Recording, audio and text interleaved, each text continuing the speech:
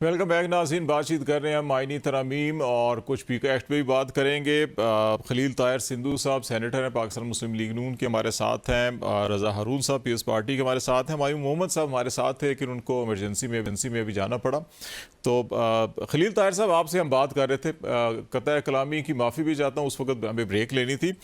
एक जो सवाल मेरे ज़हन में आ रहा था, मैं कॉन्स्टिट्यूशन ऑफ पाकिस्तान बिल्कुल आपने बजा फरमाया कि इस पर इख्तियार है 2/3 से आप कर सकते हैं, और एक कंडीशन का भी आपने तस्करा किया। ये बाय फोर्स या बाय ब्रूटल अगर कोई तरमीम की जाए उस पे फिर क्या होगा? बाय ब्रूटल उसको एविडेंस कौन देगा, कौन साबित करेगा कि ये बाय ब्रूटल और बाय फोर्स हुआ है? बिल्कुल। क्या मौलाना फजल रहमान साहब के घर और इसमें जितना रोल बिलावल भुट्टो साहब ने अदा किया है, जो असल अमेंडमेंट थी वो तो आई नहीं। ये तो बाद में इन्होंने सबने मिलकर सारा कुछ किया। आप जिन दो सीनियर एडवोकेट्स के मैंने नाम लिए हैं, सलमान अकरम राजा साहब बहुत सीनियर हैं, और अपना दूसरा कामरान मुर्जा साहब, उनसे पूछे क्या ये दोनों लूप में नहीं थे क्या?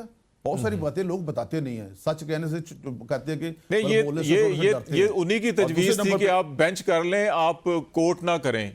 ये पीटीआई की तजवीज़ थी वैसे। सर अगर आप खालिद जमील साहब कल रख ले प्रोग्राम, परसों रख ले, और आप साथ ले ले कामरान मुर्जा साहब को या सलमान अकरम राजा साहब को, I will prove it everything. नहीं, मैं आपको इंडोर्स कर रहा हूं कि ये पीटीआई ने कहा था कि आप अलग कोर्ट ना बनाएं, फेडरल कोर्ट, आप इसको कॉन्स्टिट्यूशनल बेंच बना लें। मैं ये कह रहा हूं, ये आपके मौक़िफ़ की तायद होती है इससे? देखिए अमेंडमेंट 239 के तहत, आईने पाकिस्तान के तहत, और फिर ऑनरेबल जजेस साहबान का हलफ क्या होता है कि मैं इस आइन की हिफाजत करूंगा, इस आइन से इनहराफ नहीं करूंगा। क्या 26वीं तरमीम अब आइन का हिस्सा है? क्या इससे इनहराफ किया जा सकता है? नंबर 1।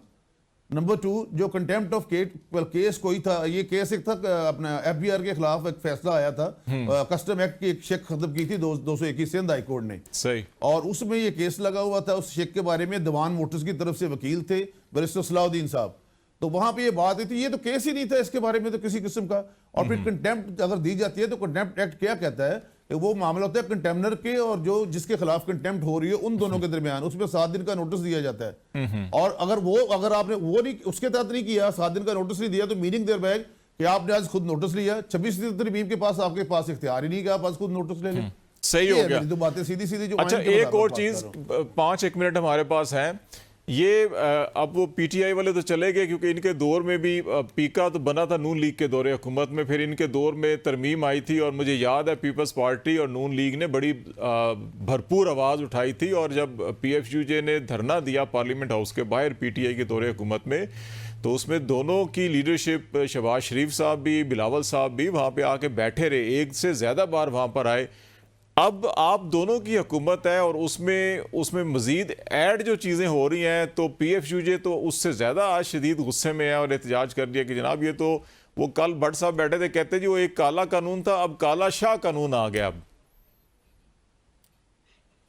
भट्ट साहब रात को मेरे साथ भी बैठे थे दूसरे टीवी पे, बात हमने की थी जो पीटीआई के दौर तक उन्होंने 10 साल सजा की थी, और दूसरे नंबर पे जिस लेवल पे हम चले गए हैं, जिस अखलाकी गिरावट और कसाफतज़दा माहौल में कि लोगों की ख़वातीन की तस्वीरें, अगर कोई सहाफ़ी किसी के खिलाफ बात करे, कोई ख़तून सहाफ़ी, तो उसकी तस्वीरें, नेकेड तस्वीरें जाली बना के, जजेस की जाली तस्वीरें, इवन जनरल साहबान की तस्वीरें, घर की औरतों की तस्वीरें, इज़ इट ये। और दूसरा, जो आप जैसे लोग हैं सीनियर, आप पे तो ये कानून लागू ही नहीं होता। बात उस पर होगी जो को फेक न्यूज़ बाहर जाके बैठे हुए हैं और सिर्फ डॉलर्स कमाने के लिए कर रहे हैं, नंबर 1। नंबर 2, कल जो कानून बना हुआ है पेश, कल हमने इसको सेनेट कमेटी के सुपुर्द कर दिया है।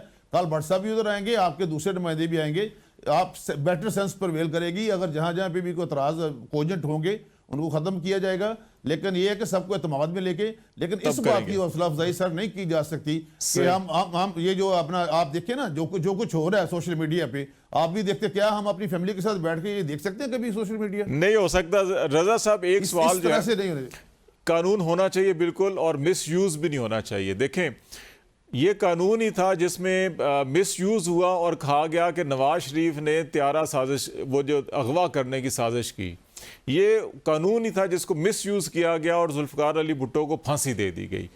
कानून में कोई हर्ज नहीं होता, रूल्स रेगुलेशन, क़वायदो ज़वाबित, रिस्ट्रिक्शंस होनी चाहिए, इखलाकियात का दामन हाथ से नहीं छोड़ना चाहिए। लेकिन जब मिसयूज़ ऑफ पावर और जो आड़ लेकर फ़ायदा उठाने वाले हैं, हमेशा आपको भी नुकसान पहुँचाया, नून लीग को भी पहुँचाया, पीटीआई को भी आजकल पहुँचा रहे हैं, उसका कैसे अजाला होगा? वाले भाई, एक बार जरा पिछले टॉपिक से एक जुमला अदा करके आगे चला जाता हूँ कि पिछले हमने अदवार में देखा जुडिशरी में साकिब निसार साहब की जुडिशरी हुई और उमर अता बंदियाल साहब मोहतरम जज साहबान की, कि एक मखसूस 5 जजेस का वो था जो हर बेंच में बैठता था। तो इन लेटर एंड स्पिरिट अगर आईनी तरमीम नहीं भी होती तो प्रैक्टिस तो सुप्रीम कोर्ट में चल रही थी ना। आप देखें सारे मुकदमा जो अहम सियासी आईनी नौयत के होते थे वो 5 मखसूस जज साहिबान थे उन 2 अदवार में जो सुना करते थे। तो ये तो मैं एक मिसाल के तौर पर बात करना चाहता। अब आ जाते हैं इसकी टॉपिक की तरफ। देखें, ये रेगुलेशन की जरूरत शायद नहीं पड़ती अगर हमारे जो प्रेस के इदारे हैं, हमारे प्रेस क्लब हैं या दीगर अंजुमने हैं, उन्होंने अस खुद कोई निजाम बना लिया होता है इतने अरसे में अकाउंटेबिलिटी का भी और चेक एंड बैलेंसेस का भी। अनफॉर्चुनेटली ये नहीं बन सका और ना कोई प्रपोजल कम से कम मेरी नॉलेज में नहीं है कि प्रपोजल सहाफती तंजीमों के जानिब से कोई कानून साजी के हवाले से प्रपोजल पार्लियामेंट में दिया गया है, लॉबी की गई हो कि हम भी ये समझते हैं कि इसकी रेगुलेशन एक्ट बनाना जरूरी है। तो ये हमारी तजावीज है, अगर दी गई होंगी तो माजरत चाहता हूँ एडवांस में। अभी भी जरूरत यह है कि तमाम दुनिया में, सारी दुनिया में खालिद भाई, अब सख्त कवानीन आ रहे हैं, खास तौर पे सोशल मीडिया प्लेटफॉर्म्स को लेकर के सारी दुनिया में। सही। हमारे यहाँ बदकिस्मती ये है कि हमारे यहाँ जो वो कानून है, क्या कहलाता है, हद तक इज्जत का जो कानून होता है, वो बड़ा कमजोर है, उसकी एप्लीकेशन बहुत कमजोर है। वरना किसी दुनिया के दूसरे मुल्क में बैठकर इस तरह की बातें जैसे हमारे सेनेटर साहब खलील भाई बता रहे थे किसी नहीं होनी चाहिए। बिल्कुल, मैं माजरत चाहता हूँ रजा साहब, टाइम भी ख़त्म हो रहा है और यकीनी बात है रेगुलेशन होनी चाहिए, कायदे ज़ाबत होना चाहिए, तरबियत भी होनी चाहिए हमें जनरेशन की, ताकि इसकी नौबत ही ना आए। बहुत शुक्रिया रजा हारून साहब आपका और सेनेटर खलील ताहिर सिंधु साहब बहुत शुक्रिया आपका भी। नाज़रीन के लिए इतना ही। खालिद जमील को इजाज़त दीजिए। अल्लाह हाफिज़।